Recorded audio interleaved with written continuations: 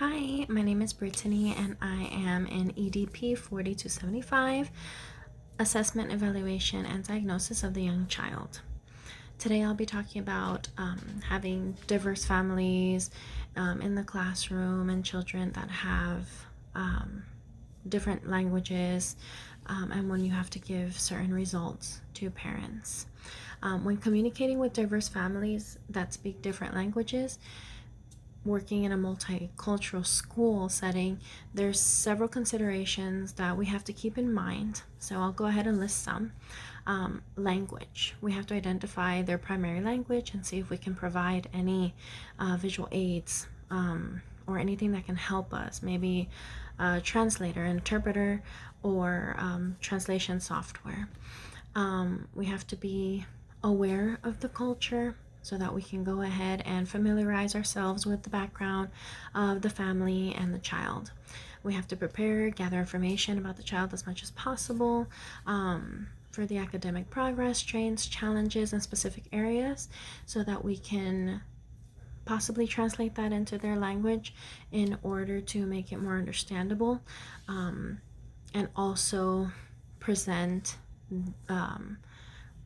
what we're going to do and how we're going to do it, how we're going to run assessments, and how we're going to help their child, but in their language so they can better understand. We have to be flexible. We have to adapt with the ways of how we're going to communicate with the family and the child if the child needs those accommodations and that flexibility to be able to excel. We always have to collaborate with parents and staff and anyone who can make the process easier. And we have to have clear communication. We have to use the precise language because we don't want to miscommunicate exactly the point, which is how to help the child, where the child is at. So we need to make sure that everything is precise. And if they don't understand the English language, then we have to make sure that we find the best way possible to give them that information correctly. If I had a family that was from South Korea and their primary language was Korean, and they were studying with, and the child was studying,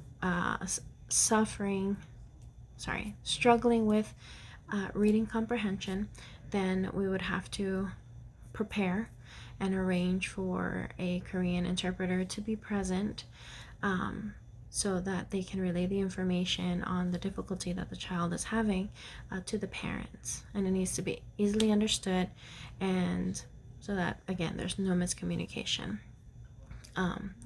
We would have to show appreciation for their culture and everything, that they're completely welcome, and that we're doing everything that we possibly can to help the children, help their child, and help the families.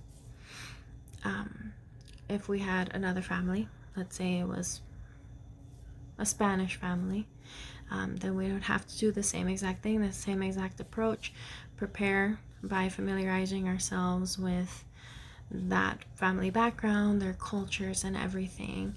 We would have to have an interpreter if we don't know the Spanish language to make sure. And even then, if we do know Spanish but we have like a Spanglish take on it, or we don't think we can 100% give the family the correct information, then we would need a translation software, and even then those aren't really 100% either, because you can say something to it and it can completely translate different.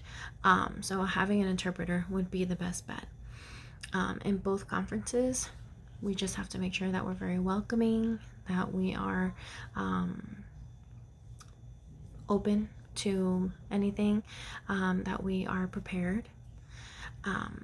And overall, when we're communicating with diverse families, we need to consider their primary language, determine if there's any interpreters needed, gather information about the child, determine effective communication methods between child, staff, parents, anyone who's collaborating with us to help the child. We can use the visual aids, be flexible, actively listen, be prepared to be open and understanding, collaborate with parents and staff, and have clear communication. That's what I would do, and I hope you enjoyed this. I hope you learned something. Have a nice night.